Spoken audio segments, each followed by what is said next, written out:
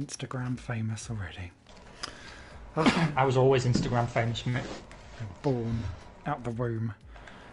Hey, live. Good stuff. Hello, everybody, and welcome to Failcast F1 in a slightly new, tweaked format. Grab your nipples at the ready. My name is Mr. Balkenberg, and alongside me, as always, is the taco extraordinaire, Mr. Definitely Zero. How are you doing, good sir? I'm okay, mate. I'm obviously still in lockdown like everybody else, but haven't done a murder, haven't hung myself. So, yeah, it's all going quite well, considering. I'm just hoping that today I can break my crash duck. Yeah, it's been a bit of a rocky road season, and I'm not talking about the pudding. What do we think this is? Do we think it's just because we've decided to go pro this year and it's not really worked out? No, it's just this version of the game, because it happens to me in career mode as well. Like, I lose the car way more, and actually the new game that's coming out is supposed to be even more simulationally. So it's probably going to have the same problem next year. However, with that in mind, I've come up with a new strategy to try and mitigate. First of all, the first of today's two races, which we'll get into in a minute, is at my best track. Hey. So that's already key. I've won this race the last 3 years, so let's do that again. Secondly, if we've learnt nothing else while doing this podcast, and we have learned nothing else because we're not educational in any way, it's that he who is drunkest shall be first. So what I've done is I've got hold of a premium German beer. Ooh. And I'm going to be drinking and driving in flagrant violation of what we're supposed to do. And then, of course, because, you know, the weather's a bit funny, it's been kind of sunny pretty much consistently since we started lockdown. Taunting us. Yeah. You know, beer can make you a bit sleepy. So, like balancing the clutch in an old 94 Ford Escort, I'm trying to balance my agility and my mental acuity by offsetting the drowsiness from the beer with a caffeinated dark berry lemonade. And I'm hoping that by ingesting both in the right magic ratio, I am both a little pissed and sharp, and thus able to relax and win. I tell you what you will have with that heady concoction. You'll have enough air bubbles to be able to have like the old ERS button back from the old F1 games. You just fart your way up through the thing. Yeah, well, I mean, that's the other thing. I apologise in advance if I'm belching down the microphone. Cheers to that, by the way. I shall clink my microphone. Here's a question. Am I taking the softest tyres? No, I don't think I am. I can never thumb in a softie. So I will stay balanced. I will also have some trouble with this because I've not driven this game for a while. And Manor, who's in the chat, hey, hope you're well. I've been doing some the Sixth Axis Gran Turismo Mondays, which have seen me reach all of the gravel traps on all of the different tracks around the world in various slower cars. And so I now can't probably will take a while to get to grips with this car actually going fast. And I've also been dabbling in a few racing games that were sent to me for a review or that I've purchased that are really arcade-wise. So please be kind, world, whilst I do the first few laps. Well, I too have been playing mostly Dirt Rally, which, you know, not exactly a transferable skill set. And nothing has taught me that I cannot drive competitively better than Gran Turismo. I am appalling at Gran Turismo Sport. The cars feel like wardrobes on wheels or on roller skates. I don't know where the braking points are. The whole thing's just a fucking disaster. These are pretty much the only cars I can drive competently. Well, these and in Dirt Rally, it's pre-1980s front-wheel drive cars. All right. That's my very unique set of skills. Oh, you're right in front of me. I was just noticing with that. the sausage. Oh, mon Dieu. Oh god, breaking point. Oh, manual gears. It's a steep learning curve again. Got to actually drive the car. Yeah. No resets to track. God damn it. And perhaps we might get a little bit more traffic at the moment, considering esports it's having its boom at the moment, although I'm starting to fear that actually there's too much esports for its own good out there at the moment, considering how it's being hammered down our throats and no one can decide whether it should be taken seriously or not, including the drivers. Yeah, that was actually... I'm glad you brought that up, because that was actually my first topic for the day, because we do actually have some real F1 news, quite a bit actually, but let's donate qualifying to esports nonsense. Yes. So, I agree. There's a little bit too much of it. And I understand why, but I saw this week that the W Series is now doing its own esports series, which feels a little daft, but I understand why. I get why, but when it's just a man and a woman sitting down, like, all of that equality, all of that missing the chicane, that'll teach me to decide about gender equality on a computer game. Yeah, that chicane just smacks you and the patriarchy down. Yeah. And in Italy, Rome. I mean, yeah, I don't really know what to make of it. I've been having a few chats with internet people, because I never learn. And,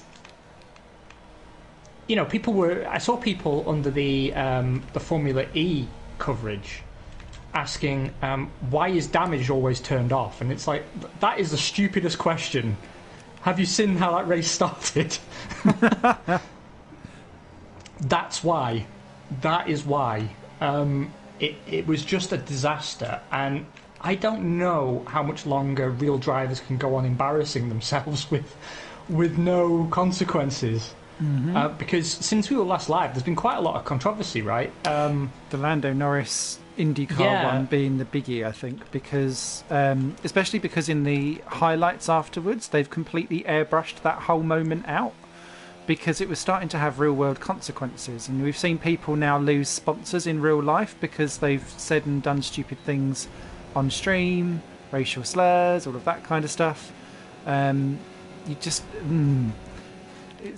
it's a tricky one when you're branding something as like an official version of something else that is already professional. Then you kind of expect a level of decorum, and if people are still going, it's not a game. It's funny, you see the same thing in leagues as well, where people can't decide whether their league is going to be professional or just a bit of fun. And art imitates life. That's super true, actually. I mean, it's a very hard line to decide upon, because there are no consequences. So no matter how seriously you take it, I mean, there are sponsorship implications now if you're famous. Your go-to word when you're a little bit frustrated is absolutely repugnant. But beyond that, like your average league racer, there is really no consequences. And it's interesting because it divides everybody. I mean, literally everybody. Even the comments under the views. It's split between people who are like, wow, this is super entertaining, thank you, and people who are like, this is bullshit, why am I watching this?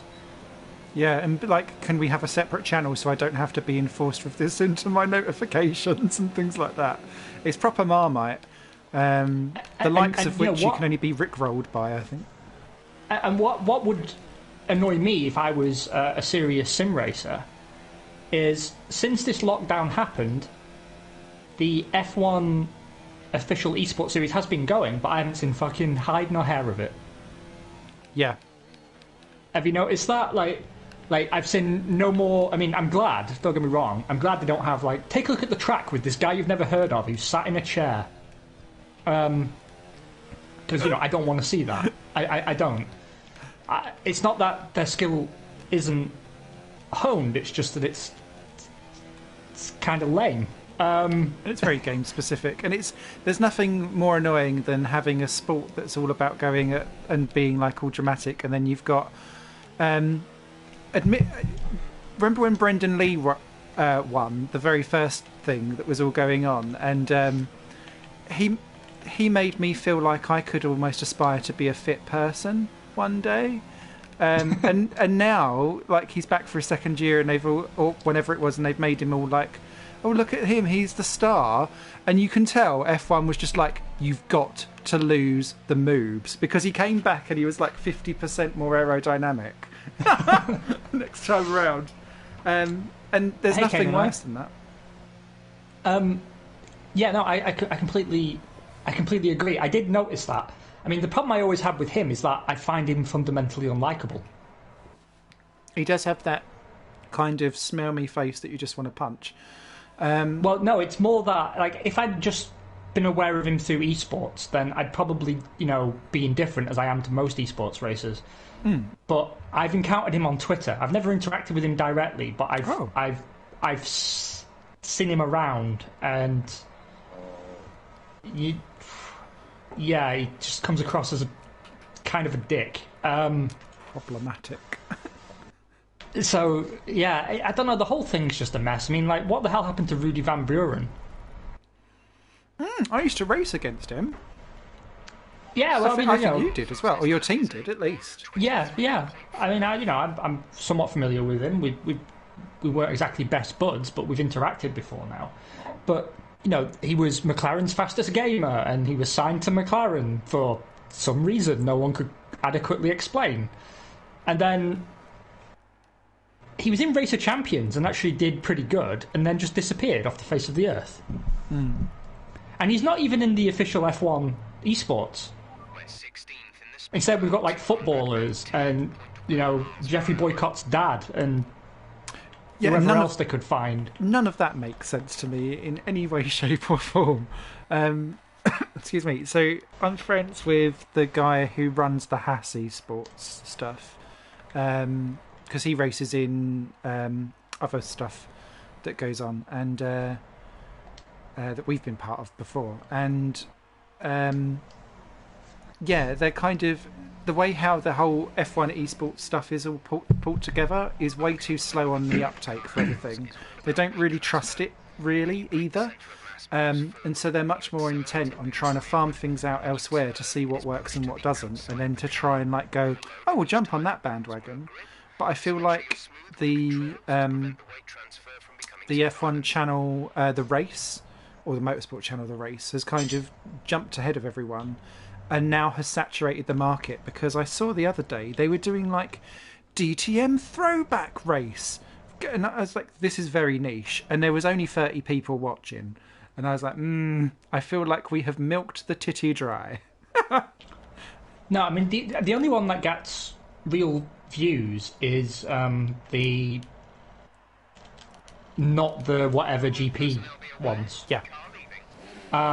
Even official F1 esports doesn't garner that many views, a few thousand, I think. I mean, you can find YouTube videos of guys repairing furniture that have more views than that.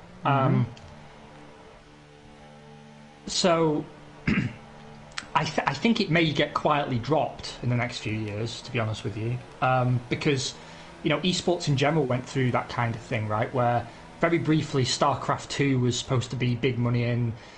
In the States, it was actually on TV. And I remember hearing an interview with someone who was involved in it, and they said that they were in a sports bar in New York, and it was on this ESPN gaming channel that they used to have in this sports bar, and people were just ripping the piss out of it and saying, what am I watching? This isn't sport. And I think there's a reality check that the people who like F1 and video games will like the F1 video game. The people who just like F1 don't give a crap about the video game. Yep, agreed. I've ballsed up my lap massively. I remember, and although it's something I'm personally quite proud of, I still feel like it's also partly cringy. when I used to do commentary for iRacing's flagship series of their I've forgotten the name of it now, but it's like their version of IndyCar / Formula One. And Gregor Hutu used to win every race, and it was very, very boring.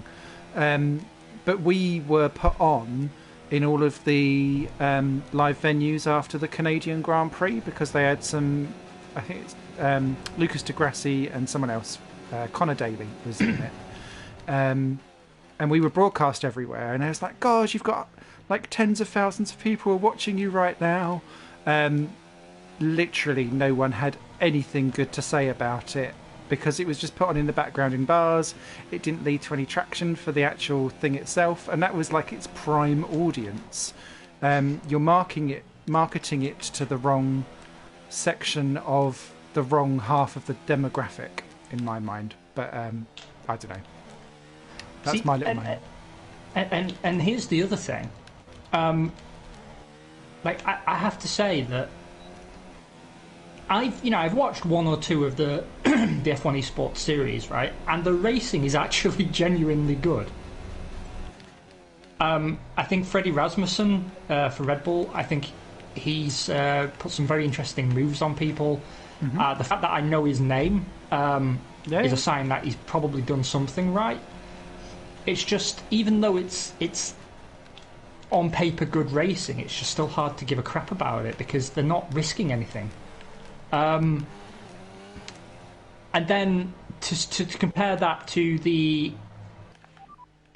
F1 Grand Prix replacement races full of celebrities or people who think they're celebrities, the quality of racing is just garbage. And I saw Lando Norris and George Russell address this in the same way you and I did, and I think Beetlejuice and Kane and I chipped in on our last episode, right? That it's a different skill set. It's not the same set of skills. Mm-hmm. But still, when I see what happened to Lando Norris happen mm-hmm. from what should be a professional racer, and then in another race, actually, Lando Norris himself drove the wrong way on an active racetrack and blocked the pit lane. Yeah. That shouldn't be happening. Like it just, even though you're just playing a game, it doesn't make you look good. Because like if it's your profession, the best thing I can equate it to is, the tabletop surgery game Operation. Yep. Yeah, like if you were at dinner with an actual surgeon and you were playing that, and then they were just meh, meh, meh, and he was just going, oh, never mind. You'd think, I'm never ever coming to you. Fucking surgery. That is true. That is very true. Like, and even though like there's zero stakes to the game, and it doesn't matter, and it's just a bit of fun, and maybe he's relaxing, maybe he's had a beer or two, but it doesn't matter because his entire reputation is staked on having those steady hands for a safe medical operation. And it's the same with the drivers. Yeah. Completely agree.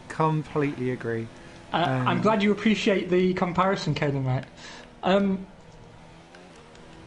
Similarly, I wouldn't want to see one of those operators trying their hands on one of those. Do you remember the wires where you've got to get the hoop through without it buzzing anything? No way. I completely agree. And I don't think it will be too long before they start realising that for some people it's just damaging actually the reputation. Particularly when it flies in the face of we want these drivers to almost be like idolised as like, would you see Alain Prost or Ayrton Senna or Michael Schumacher going around doing that kind of thing as a publicity stunt? Probably the best you could find would be Alain Prost standing next to Sonic the Hedgehog in the old 90s Williams days, maybe. And and even then he didn't look happy about it. No, and that was part of the fun, was seeing the complete misery of him standing next to a stuffed animal. I rate him as one of the all-time greats, but he was a miserable bastard. Yes, well, he was French. Yeah, exactly. They can't help it. See, right. Here's the thing. we have to be careful about this comparison because different generations and different eras, right? And video games just weren't a thing when those guys were young. So yeah, tricky. But I get your point. No, and actually some modern drivers have gone the same way, right? I mean, you don't see Ricciardo doing virtual racing. You don't see Bottas. You don't see... Well, you didn't see Vettel until someone must have given him an astronomical amount of money to do that Legends series. Oh, I didn't know he'd done one. Yeah, it was just like a fun race in really old cars. It was like 70s. I think he drove Niki Lauda's Ferrari. But that's not so bad because it's a fun race, so we kind of know what that's about. It's not like a professional thing that you then drive backwards down the track on. No, precisely. And being in this chair at a different angle to the TV screen is making it really hard to fucking drive. I keep misgauging where I should be on the corners, and it's costing me time. I've set the fastest sector 1 and then just dropped a load of time in sector 3.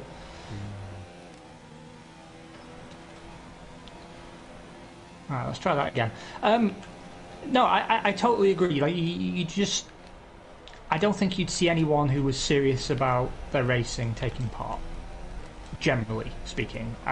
Max Verstappen probably an exception there, but I don't think that necessarily did his career much good initially, because if you remember, you and I were saying our biggest complaint with him wasn't that he wasn't talented, it's that he drove like it was a video game.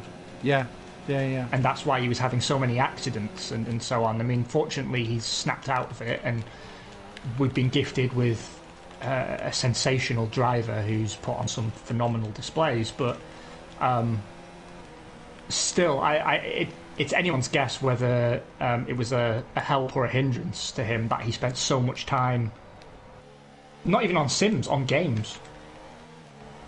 Yeah. You know, when he first broke through at Toro Rosso with Carlos Sainz, he was always playing Gran Turismo and the Codemasters F1 games.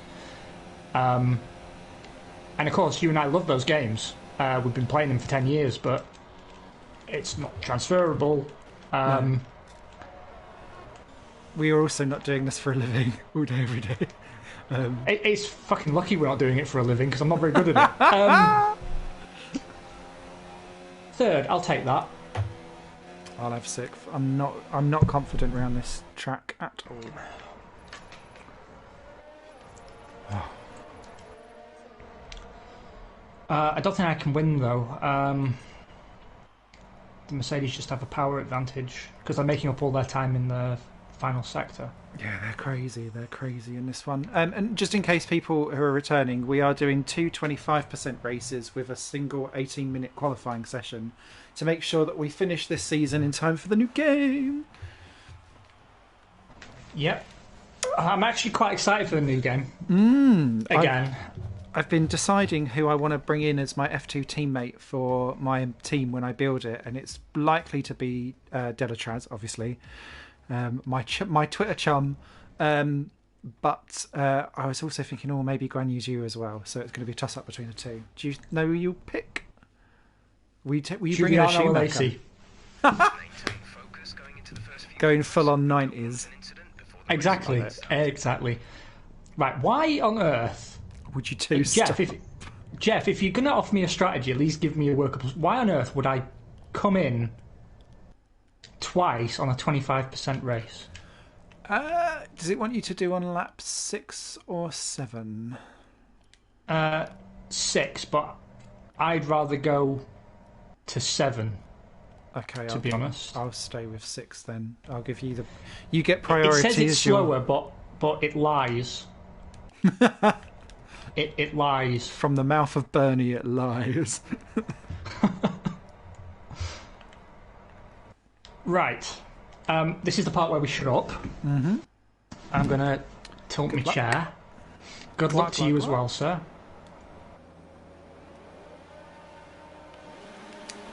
Oh, I was late off slow off the clutch there. Dittos. I just wasn't ready. It may also be the fact that I've been drinking beer. Oh, round up. I'm out. No! Was that me? You hit you? No, I was rammed from behind into a spin. Oh, for fuck's sake. That took long. Now I've got a whole bunch of penalties because Vettel wouldn't come Plenty go. Raikkonen and Albon have smashed into each. I think that was who took me out then. Albon. Sainz 5-second penalty, ignoring yellow flags. Up into third, looking good. Well, no, because now I have to come in to serve a penalty, and I need a new front wing. Boo. Well, there's already quite a lot of people struggling behind you. So, oh, safety car. Oh, you can't do the penalty then, can you? No, but I have to come in for parts. That was a clusterfuck. That was like a professional F1 sim race. Yeah, that was. Because I didn't actually lose my wing, as far as I can tell. What happened was your car ghosted through me and then unghosted as you were passing through me and just took my wing with you. Oh, crikey. Boo. Okay, people pitting. Canaanite's taking Mick Schumacher as his teammate. Controversial choice. Yeah. Dirty. Man has put in the chat that you clearly want a clear number 2 if you're picking the Lacey. Yeah, I do. I want to stamp my dominance. Boo. Right, so I have a 3-second time penalty, another 3-second time penalty, and I've just served a 5-second stop go. How have you got more so time penalties? It's like a microcosm of our entire career. It's like a vertical slice of what we've been doing for the last 10 years. All I need now is to be disqualified 2 corners from the end for no reason. Having just recovered back to a podium. Yeah. Disqualified for being Ben. Boo. But I am quite looking forward to the new game as we just watch everyone get back onto the safety car again. I think the My Team stuff is exactly what I'd quite like. I think there's a lot of questions around how it will work and how deep it will be, if deep at all. I've also seen that they have said that they've remodelled the grip on how you accelerate in corners as well. So I'd be interested to see what on earth that entails. Oh God, it's not going to be for the better, is it? But yeah, I'll be interested. The other thing that they've done, which they haven't done since the 2014 game, which is something I don't think anyone really asked for, is to have like 10 and 14 race seasons instead. Because then, like, I'm sure you can't pick the races. They just do random, like, their own little mini calendars. I'm just thinking, no. Got to play the full season. Canaanite likes that. Oh, really? I'd be interested to know why. It must have a market somewhere, right? I only done it for the trophies in the 2014 game. That was all like trophy whore. So yeah, not grand. I can't believe you got taken out at the first corner. I'll be very interested to see. So I moved into the middle of the track because there was a Ferrari coming up alongside me, and then I was pitched into a spin by someone coming up on my left-hand side. But there was already Perez there, so I was like, I couldn't have gone anywhere else. Never mind. It's all on your shoulders now, mate. I was hoping it wouldn't come to that. Boo. As I'm sure, as we get into the juicy part, Cyril, a bit of bullshit, would have said. What happened to Kevin Magnussen? Oh, he's just disappeared. I've just got a message that he's out of the session. Did he have a crash with Verstappen? He was ahead of him out of the pits as well. I didn't notice him go. Safety car in his lap. Oh, now I'm stuck in this big queue of slow cars and I'm going to have a big accident and embarrass both of us. It's alright, Kubica's in 8th, he'll hold everyone up. Although not in our version of the game, they seem to be really, really good, the Williamses. So are you on the medium tyres there? Yeah. Okay, this could work out quite nicely as everyone else peels off. Yes, Ken, Simon is streaming youtube.com/higherplanegames, all one word. Yes. So you can ride on board with either or both. Well, I'm TV cameraing at the minute. Oh, I hate that I can't turn everything up because I'm in a corner. Hello, right. Beetlejuice. How you doing, bud? I hope you're well. We've had a disastrous start to this race. That's not gonna get any better because now I'm stuck in a shitload of traffic that will not yield to my superior skills. Sorry, the Williamses are doing a cock block. I'm doing all right, mate, but that may not last because I get very frustrated in traffic in this game because in an attempt to find a competitive AI, Codemasters have made an AI that just will not yield to you at all and will be somewhat suicidal.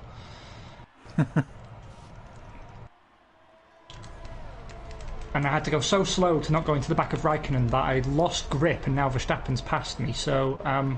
Did just notice that.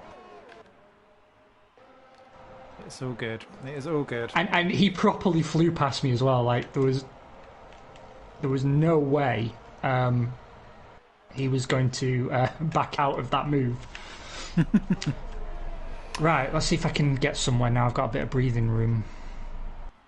The race will come to you, as the driver market may well come to several drivers later on in 2021 with all of the moves and grooves that are going on. Yeah, there's been a lot of moving and shaking since we were last live, and that's going to be a rich seam of conversation because some more information has come out today.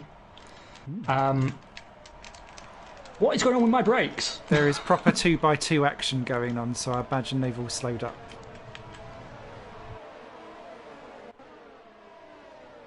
I was past two of them, and You'll get them next time, Gadget. There's two wide with Sainz and Albon a few ahead of you. That's one way to get rid of a Renault. yeah, screw him. Oh, Verstappen's going to bung you off. Oh, yeah, I felt him. It's fine. At this point, like, there's not enough laps for me to piss about and play the AI's games, so I'm just going to destroy my car on my quest for points. That's a lot of games in your YouTube pick. Yes, it is, Kenai Knights. I collect computer games and basically just live in an electronic boutique. You live in a 1998 video shop. Essentially, yeah. Valtteri, it's James. We need you to vacate your seat for Sebastian. I actually don't think that will happen. I don't either, especially because I'm still not convinced that Mercedes will be about for very much longer. I saw him. I saw him coming.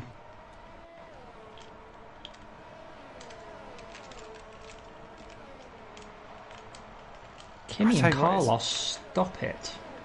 It is. It's more tense to watch than it is to drive. Yeah. Well, it's because you know how incompetent I am, so at any minute you're like, no, don't do that. I'm just braking super early, so I'm not running to the back of these clowns. Oh, nearly lost it. Problem is with... Oh, you son of a... Something fell off. Yeah, because he pinched me into the barrier. Bitch. Ah.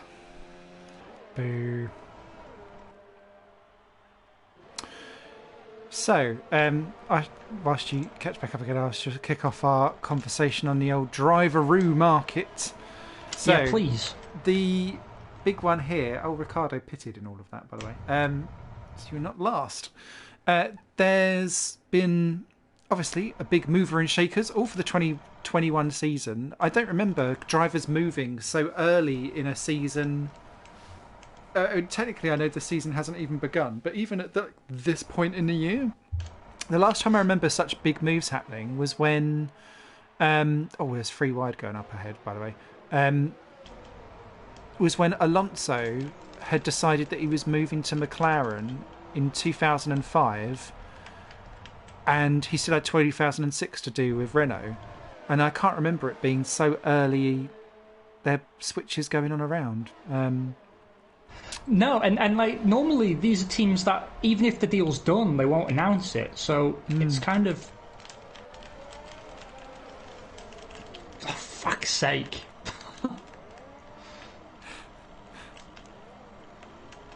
I thought he was going to collect you on your spin turn as well. Oh well, you won against that one.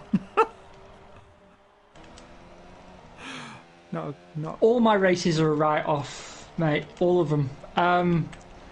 Simon got taken out of the first corner, and I can't get past anybody because they just turn into you. I think the thing is as well, it's kind of hard to appreciate unless you're... Ooh, don't know what I did there. It's kind of hard to appreciate unless you're the one driving, because you sort of sense what they're about to do and you preempt them a little bit, but it's not enough to stop them damaging you, and it's really very odd. I actually think the best version of AI this game ever had was the 2018 game, sorry. Because that's the one I had the most fun with. This one, they're just... well,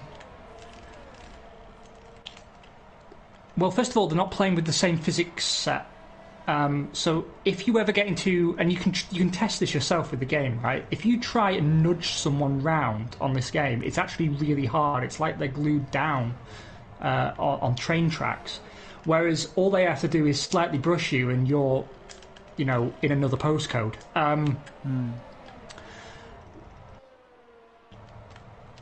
And I don't know, I've been impressed by you this year, Simon, because you seem to just have it down. Like, you're comfortable in the car and you're able to be around the AI, but for me, they're just... I don't know, they're just magnetised to me. Except that time George Russell tried to kill you. Which it was just attempted murder. There's no other way to look at it. It was just attempted murder. That was good fun. I think I'm so used to having to deal with really horrible drivers online. I think I've got used to following racing lines, braking slightly earlier and doing better accelerations out of corners to try and help things work a bit better for me, maybe. I think I also know that an AI driver, I know when to give up, I think, and to not try and outstay my welcome a little bit and go for the next corner instead. Not very Senna-esque of you, Simon. No, I know. Very Prostian. I will settle for those 4 points as opposed to going for the 6. All right, Rosberg, calm down.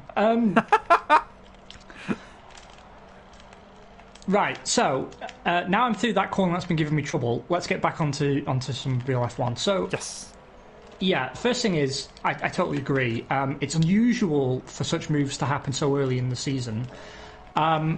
It's also unusual for all the announcements to be done and dusted. Now, I don't know if it's because it's slow news with no real F1, or if because there's no races, they've got nothing better to do. Vettel just nearly took me out. I don't know what it is, but I'm happy about it because it always frustrates me when a piece of news that everyone knows.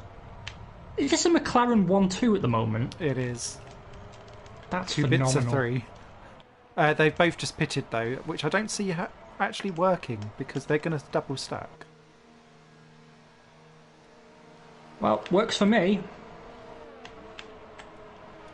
Oh, okay. It was only a Vettel tiny thing.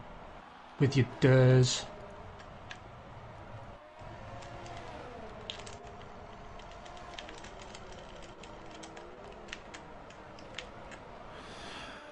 I think what's really interesting for me is that people have now gone really, really hyper excitable over what's why has everything broken down with Vettel, and his press release I think spoke volumes to me that he is retiring. And actually, if anything, the lockdown and not having F1 for him to play with takes you out of the hamster wheel of season by season, race by race, having to constantly fight forward.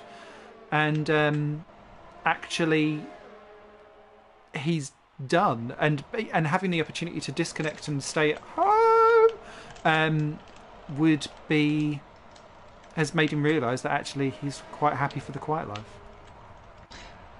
It does seem that way. It's a very Rosberg kind of retirement, isn't it? Especially if say there's no races this season.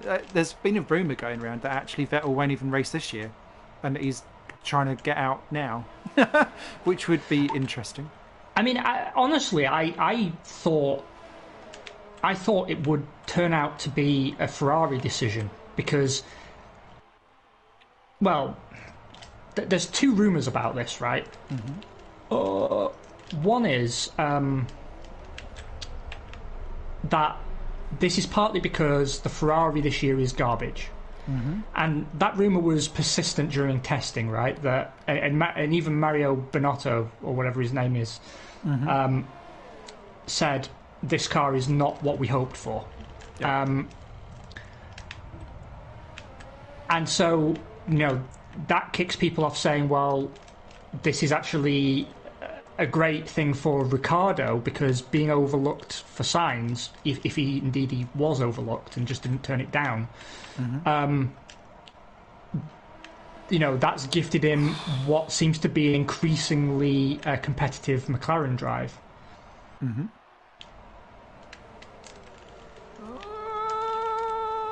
Yeah, I'm just going to have to let him go. I'm just being too stubborn. Perez was showing it as inside you when you came out of that chicane. To be fair, if you're not pitting, you're still on for some points. I don't intend to pit, even though my front wing tells me I should. Well, last lap? Or is it 2 laps to go? I can't work it out. 2 laps to go. Okay. Mind you, Leclerc and Bottas are catching up with I've also got an overheating engine. And what also bothered me is I saw a lot of people saying that Sainz was the wrong choice. Mm-hmm. Oh, shit. And there we... fuck. Didn't you see that coming a fucking mile away? Yeah. I try and do the right thing, and he just steamrolls into the side of me. Definitely Grosjean. Yeah, you're right. Definitely. But in my defence, that wasn't my fault. I felt. I tried to rejoin in a safe manner. It didn't work. Never mind. At least we got to see Perez. Yeah, exactly. Why would Marcus Ericsson do that?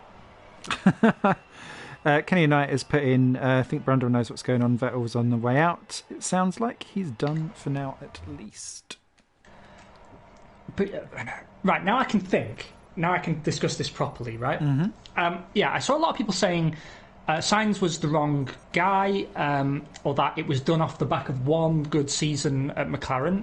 And I thought, well, that's bollocks, first of all, because when he was alongside Verstappen, as you and I never tire of telling people, they were the closest match team on the grid.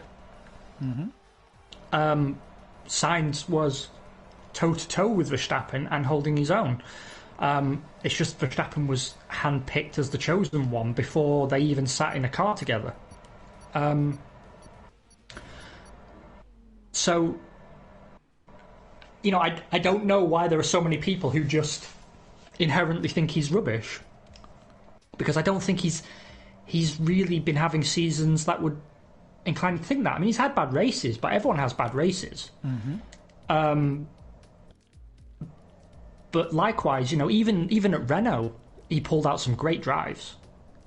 So the whole thing seems perhaps a little harsh. And I'm on the Will Buxton school with this. because he said that Ricciardo to Ferrari would be a bad move. I agree, because they don't know how to run a two-car team. I don't. I think whoever's in that number 2 role might struggle somewhat. I feel like they want to have a clear, distinguished number 1, number 2. If they aren't going to, but then I don't necessarily want Sainz to be that number 2. No. I'm so 50-50, particularly on the Sainz part, because I feel like McLaren are going to go places. And that makes me go harder. It makes me worried. No, I mean, I know what you're getting at, right? Because the thought crossed my mind as well. I'd hate to see him neutered by a move to Ferrari that never allows him to reach his potential. Beetlejuice, though, has read my mind. Imagine the soul of the fans if Sainz wins a World Drivers' Championship before Charles or before Max. The thing is, though, some people have been saying, and I'm inclined to agree, that there's nothing to say Carlos will just quietly fall into that number 2 position. I think the team will obviously try and steer him that way. I agree. But there's nothing to say he actually has to do it. I think one of the interesting things as well is that they were kind of in that mode beforehand, where they tried to put Charles Leclerc into that position and they couldn't do it because he kept beating Vettel. And I think the same thing would happen again if Sainz was beating Leclerc. They would have to eventually go, do you know what, we'll give it to him instead. But he's got to be he's got to go in and settle in quickly, otherwise he'll be put into that position much easier than maybe he should be. Yeah, I mean, I don't know. It's one of those things that could go really poorly or really well. It could turn out to be the move of his career, or it could turn out to kill it, and consign him to the Eddie Irvine Lonely Hearts Club. It's hard to say. Beetlejuice and I are on the same wavelength on this, it seems, because he's pointing out that Ferrari get away with the 1-2 thing as long as one of the drivers is like an established name, established champion. And he doesn't think the Italian press will allow them to get away with it with 2 quote-unquote young drivers. I think there's an element of truth to that.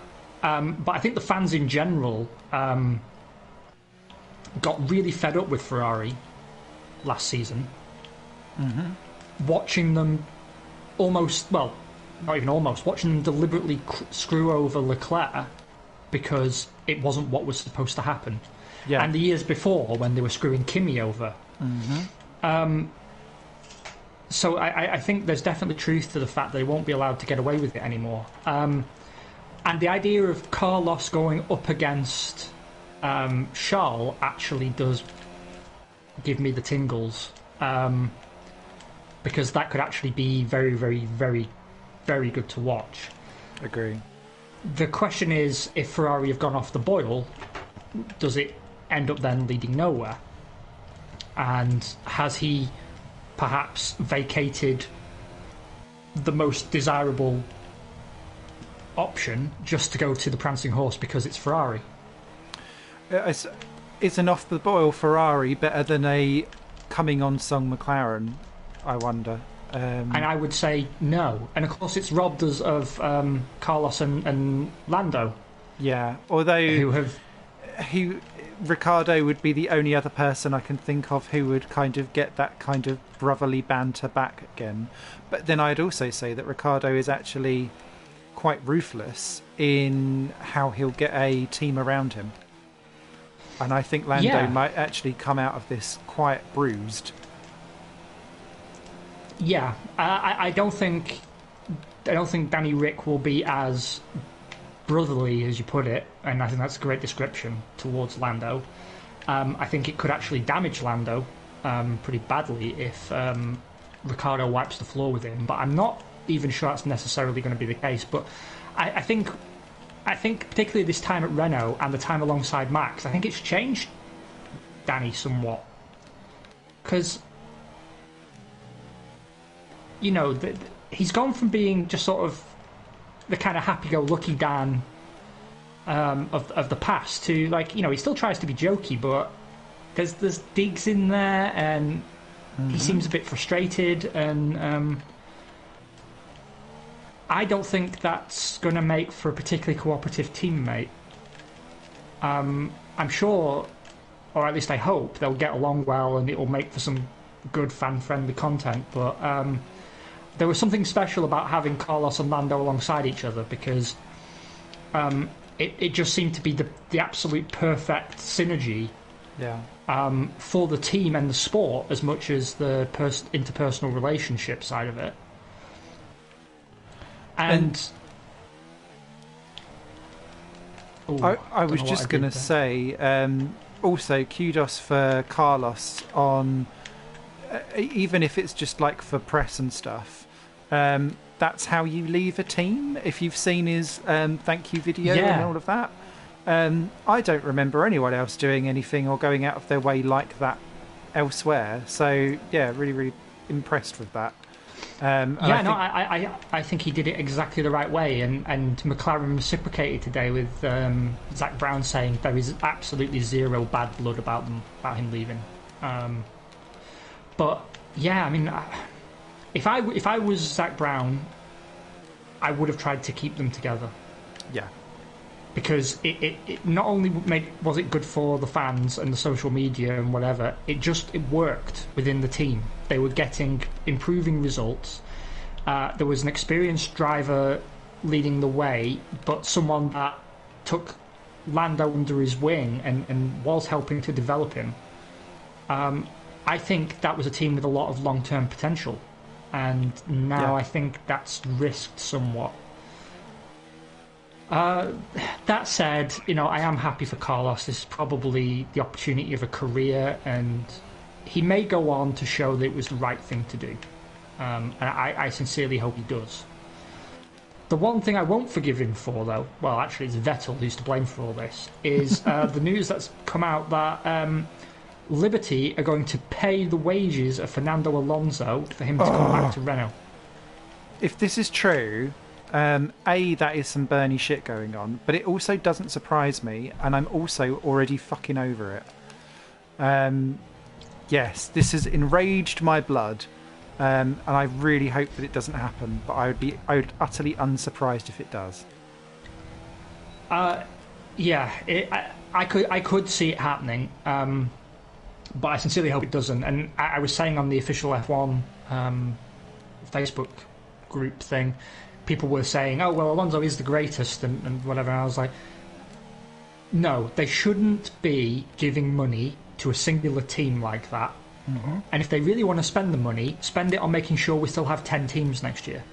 Exactly. Don't spend it on Alonso's. And I know why they're doing it. It's because they've got this pathological need to have like a big name to put on all the banners. And Kimi's no longer at a big team, and Vettel's quit, so there's just Hamilton. And I don't think they feel confident with just Max and Charles, because they haven't had the length of time in the sport to build up this pedigree. So they just need Alonso back just so they can put him in the advertising, and it makes me want to vomit. Yeah. It blocks a seat for an upcoming young driver. He's going to be 39. And that Renault it doesn't matter how good he is, that Renault is not going to be in the front of the field. Why would you ask him to come back to be a midfielder again for another year worth of GP2 engine memes, which does nothing to Renault, nothing to Alonso or his legacy or any of that whatsoever? The only thing I can think of that is why they're doing this is to placate Renault, to keep them in as the 10th team, because they are not supplying anyone else with any engines. It's yet another manufacturer who's looking like they could be on death's door in terms of supplying an actual F1 car and team.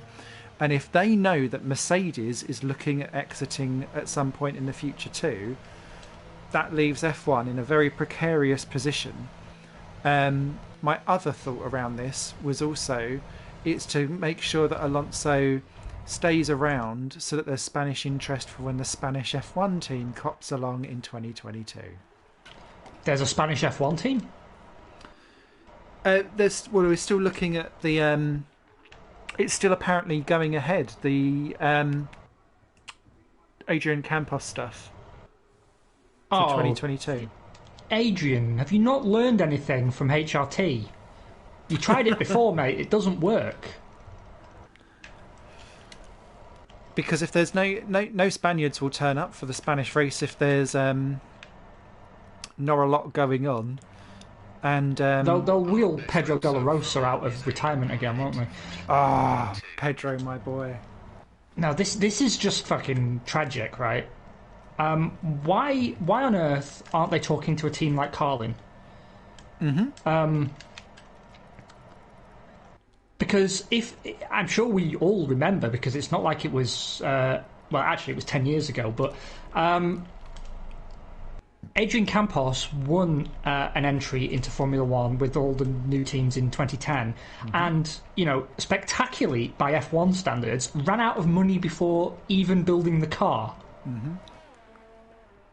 And he had to sell out to a consortium that became Hispania, that later became HRT, which is the worst name for a Grand Prix team I can recall. Literally aside from patches Racing on Point. patches.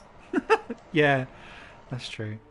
And I just don't see how an F1 team can fund itself in a coronavirus world. At the moment, like as a brand new entry off the board, save Alonso's salary. He does not need the money. Put it in to a F1 junior team and get 22 cars on the grid. Well, I mean, it's not only the fact that there is definitely a need for that. It's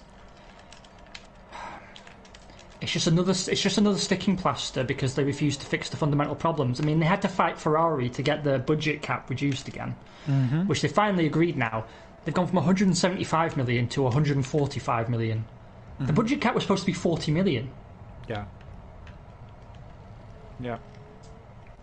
And now Ferrari have said, well, we're going to potentially join IndyCar so we don't have to fire anybody. So the whole thing's just being disastrously handled.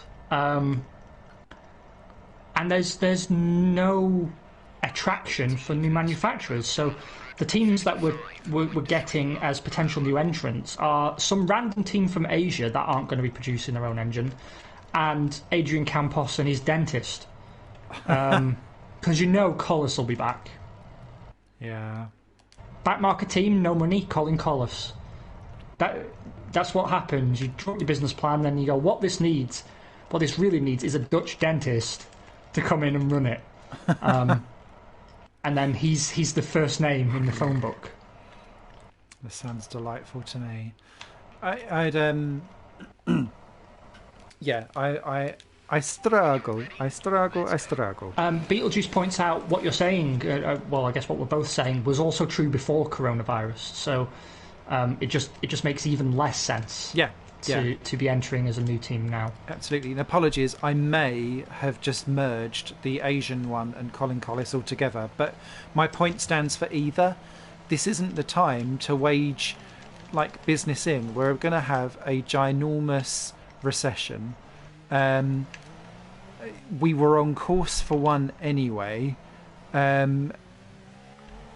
This has just accelerated it even harder. It's the wrong time. You support the businesses that are already out there and make sure that your sport can stay profitable in the times of need. You don't chuck money after old, distinguished... Well, not distinguished, but you don't chuck money after old tip. Yeah, and again, this came up in a lot of the F1 online chat, right? And it shows that people perhaps don't grasp the gravity of the situation, because a lot of people were saying, oh well, we need new teams and blah, blah, blah, and having Alonso back is probably helpful in the long run and so on. Just to put things in perspective, now we covered this in one of the last episodes that we did, but Williams have sold their advanced engineering business to keep the race team afloat, and for the avoidance of doubt, Williams Advanced Engineering was profitable. It was the only profitable part of the business, and now they've sold it. to keep the racing team afloat for maybe one season or less. Now, you've got to admire their passion, but that's not good business. No. And it was announced yesterday. It was hidden down the headline pile, but McLaren have remortgaged the technology centre, and they've taken a loan out against the value of their classic cars. Oh, wow. I didn't know that. So, when you've got a company like McLaren having to take steps like that, the sport's in fucking trouble. Yeah. And you either need to sort a budget cap out and accept it may cost you Ferrari and Red Bull. Because they're the only ones who are truly against it. Even Mercedes is quite happy to go ahead with a budget cap. Presumably because, as you say, they probably want to leave anyway. But, regardless... Oh! Oh! That's fine. Where are you in the standings? Fifth, I think. Fifth or sixth. I don't know where you're fifth, because Perez is sixth. I'm seventh. Okay. What do you think about the customer cars idea that put forward by Christian Horner amongst others? I feel it would be the death of proper F1, says Manor. Yeah, it would. Yeah, it would. No worries, Ken. Thank you for stopping in, mate. Pleasure to have you. I hope you have a great rest of your weekend. Stay healthy and safe, mate. Yeah, have fun. Flag sector 1. I agree, because he's talking about it being the death of the constructor, and I do agree that would then be the death of F1, but I don't know quite how long you'd want to keep like, something's got to give. You hemorrhage all of the teams and then keep hold of the identity of everything, or you change something fundamental to try and keep something afloat, and it's back to that whole what is your DNA of your sport and all of that, which I know we've done to death loads and loads of times. I would struggle to see F1 being able to justify keeping constructors as they currently are if everything falls apart. Well, I mean, here's the thing, right? Of course, Christian Horner's in favour of it, because he can then go to Dietrich and go, well, all these cars you spent millions building, we can now sell them to other people. Yep. So we don't even have to pay the full cost of developing our own race car. And you know what? We can sell them old versions. So we always have the best car. Because, I mean, like F1's come into this before, right? As the number of engine suppliers dropped significantly, they said, they eventually ruled a few years back that the works team and the customers have to run the same power unit. But we know they got round that by not running the same software.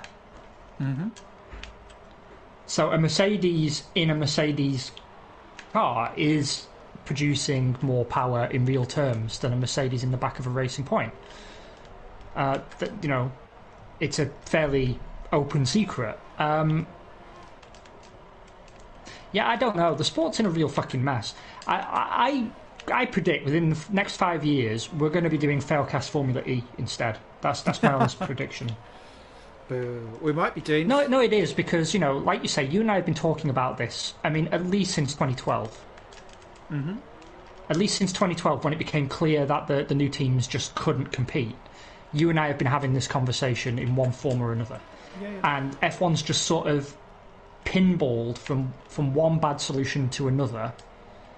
And the radical solutions that they're not brave enough to take are radical in the wrong way. So they kill the sport just by other means. So, really, I don't think anything can be done. I just don't think it's possible. And I don't think we want to watch an F1 grid full of, like, 2 well-known teams and a bunch of teams we've never heard of, because the likes of Sauber and Williams and McLaren have just disappeared. Because then you don't even have the history to fall back on. No, I agree. Yeah, it's a difficult time, and I don't have an answer to it, but I just would like to moan about it in the meantime. I think we're mid-grid. That's fucking stupid. I crossed the line in P7. How have I dropped to 11? This game is bullshit sometimes. Ninth. Oh, but I've got 5. It's all right. I'm only going to do 2 laps anyway because it's a street circuit, and I'm going to get kicked into the barrier by Kimi Raikkonen. Bottas and Sainz had a grid penalty for taking each other off in quali. Nice. Yeah, I saw them do that. It was, again, the AI being balked. Anyone who was riding on board with me would have seen it. I backed out of my lap and I tried to let Carlos Sainz through, and he just broke really hard and just cruised at the same speed as me. Mm-hmm. And then Bottas came through on a flying lap and just went into the back of him. Great. Surprised they both got a penalty for that. But still. F1 game being F1 game. Yeah. Actually, as a kind of push on from that around budget caps, Ferrari possibly going reduction of engines and stuff like that, the Ricciardo move to McLaren, I think, now gives Renault a massive what the hell do we do day. Because I'm going to do that, because I ruin the tyres around here. For me, that is now Renault without a star driver, not really knowing where it's going in the future, not supplying engines to anyone else to get any of its costs or money back. And they were quite scathing in their PR and quite bitchy, I thought. So I'm very intrigued as to where they're going to end up and what they're going to end up doing in the future.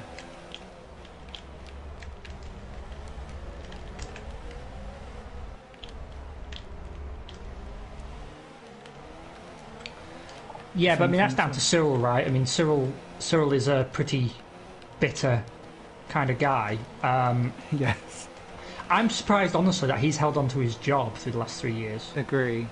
The only way he could redeem himself, in my eyes, is if he took a punt on Jack Aitken,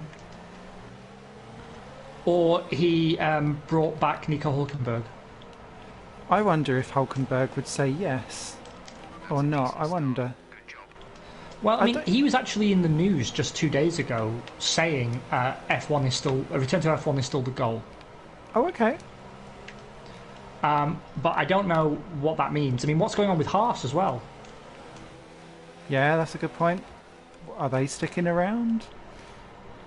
Well, I mean, now the rules are the same. They can use the same car. I guess they might, but will they keep the same drivers? Who knows? Maybe they'll just say fuck it and throw Hülkenberg in with Magnussen just to see what happens. But and actually the stagnation in the rules is supposedly one of the reasons that Vettel wants to step down, because the Ferrari's so bad and he's going to be stuck with it for a season and a half. I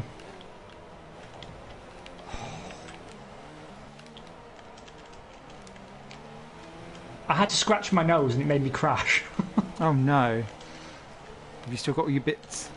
No, but it's fine. I'm going to come in and put on some hards, and then the race will come back to me. For once, I'm actually confident in this strategy, because I feel I've got some pace, and now I can itch my nose properly and not fall into this trap again.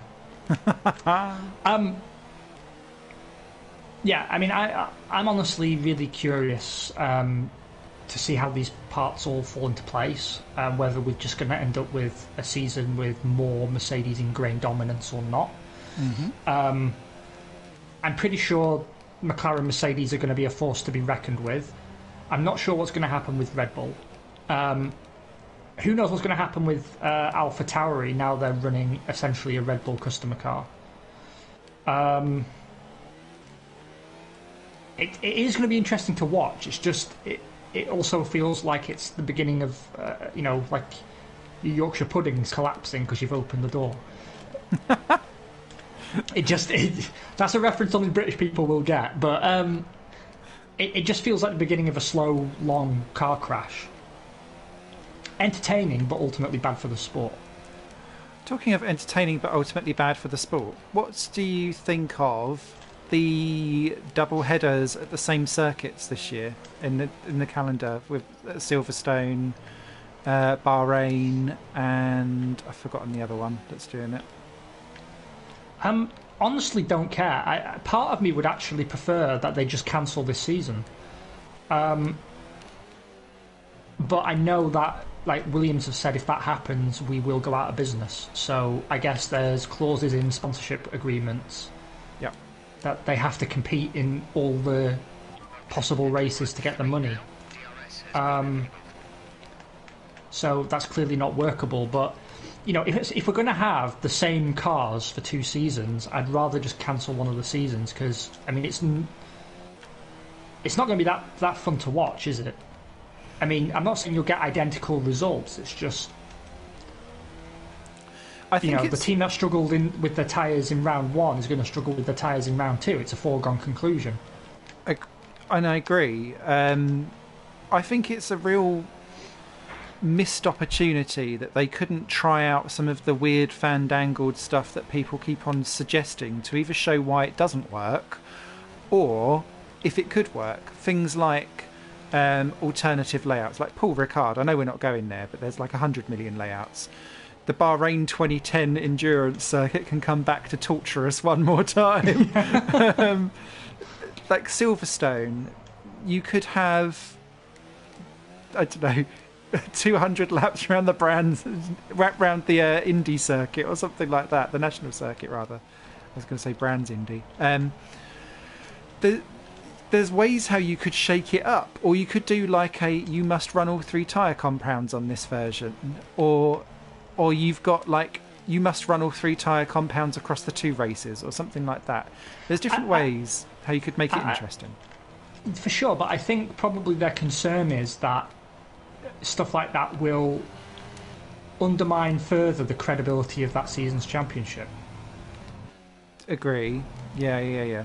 Because if already the champion has to win less races in a condensed period of time to take the title, so already arguably they've got an easier time of it. But if at the same time you've got Chase Carey behind in a clown wig going sprinklers, it's not going to help. Or Silverstone but in reverse, all it's going to do is turn people off a bit, I think. I mean, maybe you'll get like a core of younger fans who want to see things like sprint races and so on, at least if you believe the F1 fan surveys. But the rest of us will just say, well, fuck it, I'm going to watch another series. I mean, yeah, I'm going to stand by what I said before. I think we'll be doing Failcast Formula E within 3 to 5 years. I think the sport will make decisions that just put us off, or at least put me off. Because the day there's no longer a viable constructors' championship, or the day where there's 3 car teams and so on, I just think I'll be done.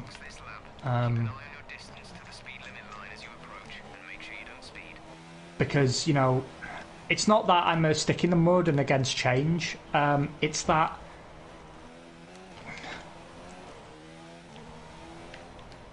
when something's a thing, it's discrete from other things. Do you know what I mean? It's like yeah. I'm going to pick another. Oh, for fuck's sake! Yeah, I know I've got front wing damage and I'm last again. I just can't drive this version of the game. Confirmed strategy. Right, if you remember when they remade the Ghostbusters film and made it full of women. Yep. And everyone complained about it, and people were like, well, you just either you're a sexist or you just don't like something new. It's like, well, no. The thing is that, first of all, you've singularly failed to write an interesting role for a woman, which is supposed to be your whole argument, right? Like, taking James Bond and making him a woman, that's not writing a good role for a woman. At all. Jane Bond, yeah. I don't really... Yeah. But it's not. It's just taking an established character and saying, "Oh, it's a woman now," and that means we're empowering women. It's like, no, you're not. You're just refusing to write an interesting female character, right? And people were like, well, no, they don't hate the new Ghostbusters film because it's got women in it. They hate it because it's not fucking Ghostbusters. That's why they don't like it. It's not the same thing.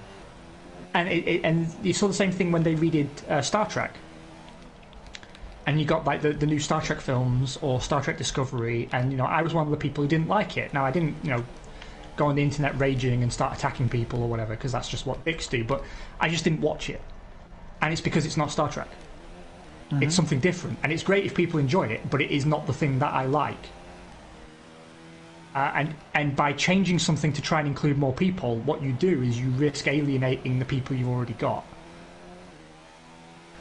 And that's a dilemma that I don't think F1 is exempt from. And no, if the I championship, think it's permanently trapped in. I mean, I could barely sum up the willpower to forgive them for Double Derby. That really annoyed me. Double points in the last race of the season. I was genuinely angry about that. Because are you a serious championship, or are you a late-night American reality TV show with contrived drama? Yeah. Because if you want to do the latter, more power to you, but I ain't watching it. And it's not about being hateful, and it's not about being stubborn or backwards. It's just about knowing what you enjoy and watching the thing that you enjoy. And it's why I always had such a problem with Pastor Maldonado being on the grid. It's nothing personal, Pastor. It's just I believe this should be made up of, as far as is possible, the best drivers on the grid. And I know F1's got a history of pay drivers, but the money behind him was not entirely clean, and by virtue of the country he was born in, he couldn't really lose that sponsorship. And that didn't sit well with me. I mean, part of the skills an F1 driver needs to have is the ability to be marketable, right, and get the money that you need to compete. So that is, for me, part of the competition, and pay drivers have their place. But when it's a pay driver who's just backed up by dodgy money he can't realistically lose no matter how badly he performs, then what you're doing is you're just kicking down the door to a competition and inserting someone who has no place being there. And that's not what I come to F1 to watch. Mm-hmm. So, yeah, I mean, they have to decide what they want to be, and then they have to stick to it, and they're really struggling because they're trying to have their cake and eat it. They're trying to have the big money and the glamour, and they're trying not to have teams go out of business, and they're trying to get a new audience, but they're trying also not to lose the old audience. And that's just a losing proposition from the start. You can't achieve both those things. So, either you accept that the sport has a finite market to draw upon, and then you cut your cloth accordingly, or you reinvent the sport and just accept it's going to be an incredibly disruptive procedure. Yeah.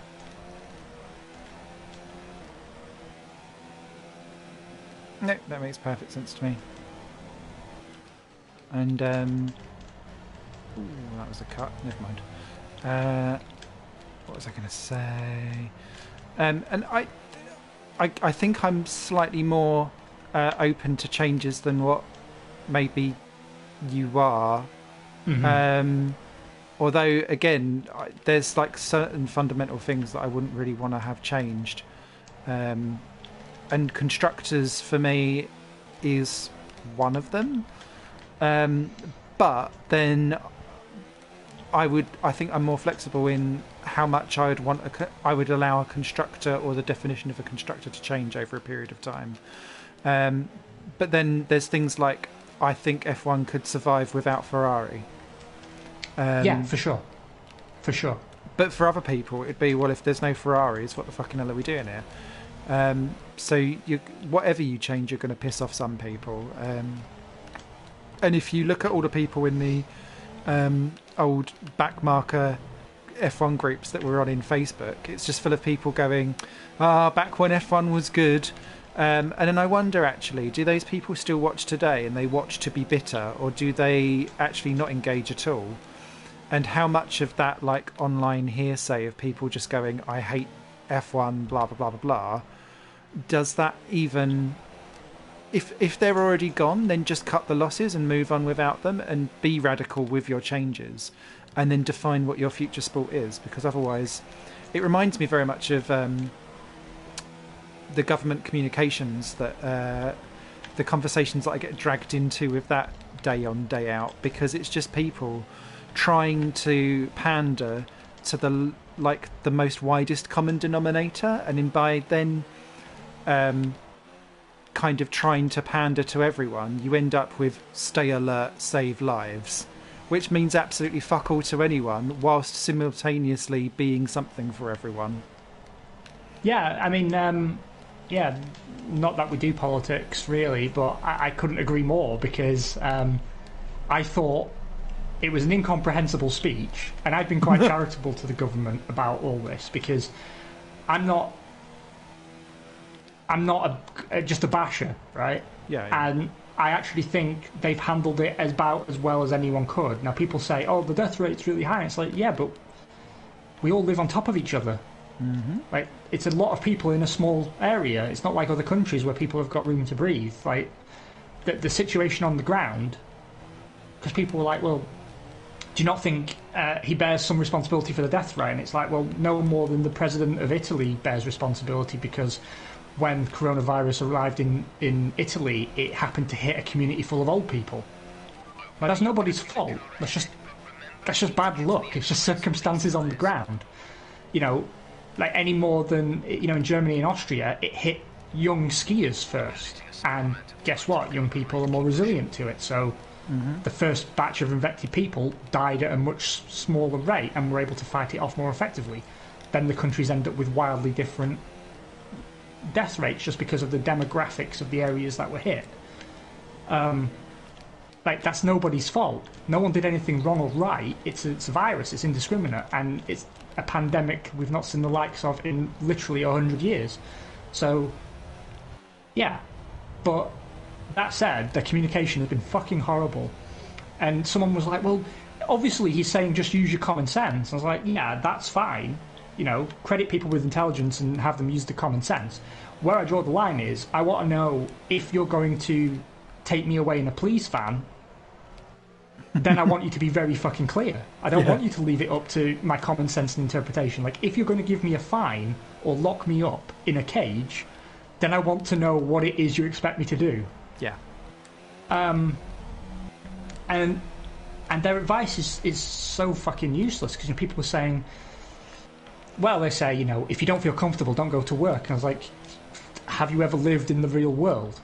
Yeah. That's not how things work, right? If enough people go into work at your company and you don't, then all you're doing is drawing attention to yourself as someone who's a slacker and unreliable. And, you know, also it's your boss that decides if you go into work. It's not you. I mean, you know, you can, of course, always refuse, but you don't. Not in the real world. So, yeah, the whole thing's a fucking mess, and it's very, very comparable to F1, because F1 is doing the exact same thing. It's just with slightly lower stakes. Indeed. They're just trying to please everybody, and in doing so, you don't please almost anybody. And no, I don't want to gatekeep the sport. I have no wish to gatekeep the sport. If they can find a formula that lots of people enjoy, fine. I'm not so loyal that I'll watch it no matter what they do, because, as I say, you like a thing because it is a thing. And if you change the thing too much, it's no longer the thing that you liked. Yep. It's really simple. I don't think it should need explaining, but apparently it does. And I have no idea what they're going to do about it. Just none. But I can tell you for sure, the answer is not paying Renault to hire Fernando Alonso. Exactly. Yeah. I can't think of any crisis that is improved by the addition of a 39-year-old Spaniard. Not unless it's got something to do with some kind of horrific Malaga or Magaluf singles night for over 40s Yeah, ladies. okay, maybe a Magaluf singles night. Maybe. Hello. Maybe then a 39-year-old bearded Spaniard would probably be a welcome addition. Alon's yes or Alon's no? Oh my god, that's what he should do when he retires. Have him replace Paddy McGuinness on that Take Me Out show. Oh. And have him like, Alon yes or Alon's no. No likey, no GP2 lighty.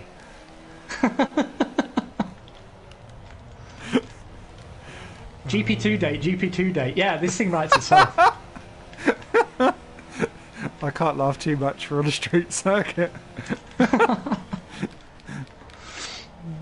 dear. Who would you... So, instead of sticking an Alonso in alongside what we assume would be Ocon for 2022, oh god, yeah, I forgot about that. would you... Who I keep forgetting is there, poor guy. Yeah. And who actually I've noticed is now getting quite a lot of hate online for being terrible, and people just going, just bring back Hulk. No, he's I'm not averse to bringing back Hulk, but he's had chances. Give Ocon some time to have some chances as well. Who would you stick in that car? Would you go for a Jack Aitken? Yeah, I would. Jack Aitken would be my first choice. Just because I think the example of Alexander Albon has shown that sometimes you can take a risk that people think is maybe too big a risk and it actually pays off. And given that Renault have literally nothing to lose, why not give him a chance? I mean, Schumacher's actually a great example of this, the first Michael Schumacher, because he was hardly setting the world alight in other racing categories, and went on to be the greatest F1 driver of all time, if you go by the statistics. Yeah. You just don't know how people are going to be in different types of car. And you could take a known quantity like Hulk, but as you say, what he's shown is that he's a very, very talented driver who just can't handle the pressure and tends to throw away good results. Yeah. So either you're going to be taking someone who you just happen to know they're going to cost you points at key races, but they're also the rest of the time going to outdrive the car a little bit. Or you take a complete unknown because you've got Ocon, who is a known quantity to some extent. Yeah. Who is a promising driver, who you know is a fairly safe bet as far as the available young drivers go. So surely your second seat is a place to take a bit of a risk and see what happens. Maybe it lights a fire under Ocon. Who knows?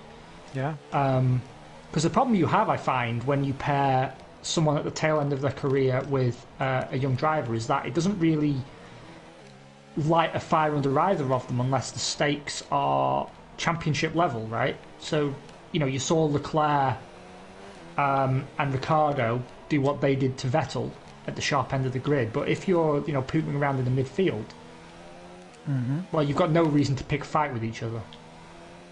Yeah, to be honest. Yeah. Because you're not a threat to each other. Like, the young driver will be thinking, well, all I've got to do is be around where he is and he'll go away sooner or later. And the guy at the tail end of his career knows he's not going to make that step up in most cases. So, he can just enjoy his racing, collect the paycheck. Yeah. And if he gets beaten by the young guy, well, that's what's supposed to happen. So, no harm done. I think honestly, Jack Aitken would be my choice. Not that I think he's the most promising youngster. It's just he's Renault's next young driver. I will chuck in Guan Yu Zhu for mine if the Chinese F1 team is not going to, or the Asian F1 team is not going to happen, or if they are, they'll be powered by Renault and then he can go there. But because he's the other Renault dev driver, and I'm a big fan of his work and have been for several years. I mean, I also wouldn't be averse to seeing what Jamie Chadwick could do. But she's not in the Renault program, so... No. She's in the part Williams of program. the Williams harem that is going on over there, collecting all of the development drivers in the world. Well, we need them, to be fair, but yeah, I mean, she's never going to race in Formula One, is she? It's another Susie Wolff situation. I rate her far higher than I rated Susie Wolff. It's just not going to happen. No, I agree. I do hope they give her at least a couple of FP outings, just to kind of make it a thing. But I think though that is much more around the wider politics of she's a woman racer, rather than like genuine talent. Because if she falls flat on her ass in it all, then that undermines everything that W Series and equality and all of that stuff stands for. And I think they are too scared to do it. And they will keep her in a development role until she can show that she can absolutely hack it and be competitive within, say, half a second of the regulars. The problem is that they've put her up against Roy Nissany, who is the slowest of the GP2 cohort that's out there at the moment, outside of Raghunathan, who really should be driving a tractor, and Calderon, who was a couple of seconds off the pace. How Calderon is still in a race seat, I don't know. She's not this year, though. I think she might be sports carring or something, but she's not got Formula Drive this year. Good, because she brings shame on us all. Yeah, no, I mean, I'm curious to see if in the next few years W Series does provide us with someone who's able to get a foot in the door. And honestly, I don't have the answer as to whether that will happen, because the drivers in that series themselves are split into two camps. Yeah. About it, there are some who believe it needs to be segregated for women to have a chance, and there are others who think no, there's no reason. I don't know enough to know which ones are correct, but having driven in a race myself, albeit only in karting, I can say it's so physical that I imagine the physical differences maybe do come into play a little bit. Mm-hmm. But who knows? I mean, because you can always tell if someone knows anything about racing, because they'll say, oh, it's just sitting in a chair. It's just sitting in an armchair driving around. It's like you've clearly never, ever attempted to drive fast in your life, because it's super physical. But then again, that said, I honestly think Simona Del Silvestro was fast enough. Yes, agree. She should never have gone to V8 supercars. That was a horrible move, and I'm glad that she's now back in the Formula E cohort, getting stuff done. Yeah. Because to my mind, she was the real female promise for the sport, and Sauber didn't give her a fair shake, I don't think. It was a political appointment, which is somewhat offensive to all of us and her, because it's bad enough when Lotus signed Tatiana Calderon as like the token woman, but to sign someone who is genuinely, or at least outwardly appears to be fast enough as the token woman, that's just that is what I'd call demeaning. Oh, it was when Lotus signed Carmen fucking Jorda. Jesus Christ. Calderon was apparently booked for Super Formula this year. Yes, she was. You've reminded me. Yes. No, F1 Journal. I will not subscribe and comment, and I'll sub back. You can fuck off. Cheers. Don't like bots. Yes, Calderon is for Super Formula. Thanks, Mana. But in testing, guess where she was? Plum lost. And that Super Formula category is like proper bitchy with everything that it does. I'm still marvelling at the way how it chewed up and spat out a certain Dan Ticktum in 3 rounds.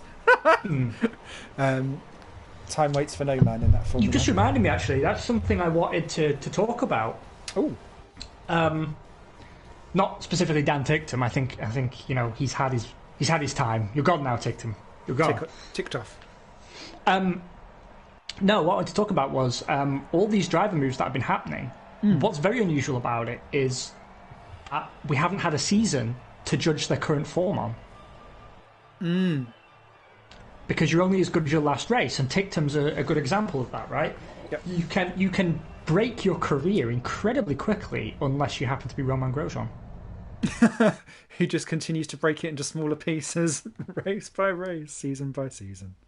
Yeah, like I don't know how he's still around. I really don't. But regardless, do you think, just to wrap out the episode, do you think that's something with genuine implications?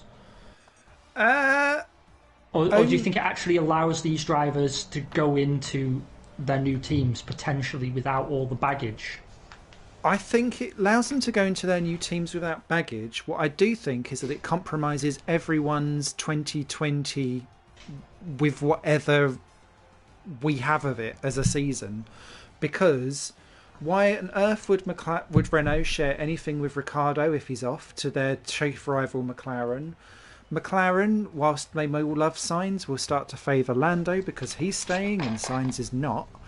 And if Vettel is tuning out, then let's just put everything behind Leclerc because, he's not coming. And the problem with all of this as well is that no one's staying with the same power unit either.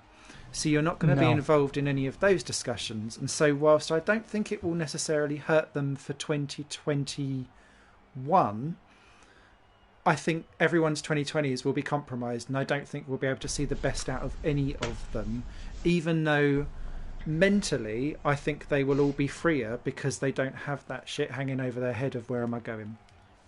No, it's all so strange, isn't it? It's such weird times right now. I'm just ready for the season to get going and for the new game so I can break whatever curse this is. And we can crack on. Guys, thank you all so much for watching and commenting and sticking around for a good old natter. We'll be back in 2 weeks, will we? I think we will. Will we? We will. We will. There you go. Straight from Simon's mouth. We'll be back in 2 weeks. Thank you all super much for joining. Take care of yourselves, and we'll talk to you then. Yeah, take care all. Bye-bye for now. Just wait for it to finish loading. Actually, I think that ruined. Congrats on both there we go, Manor. There we go. That'll be the last thing. Congrats on both finishing a race for once, by the way. We'll take that. Ciders all round. Yeah. Oh,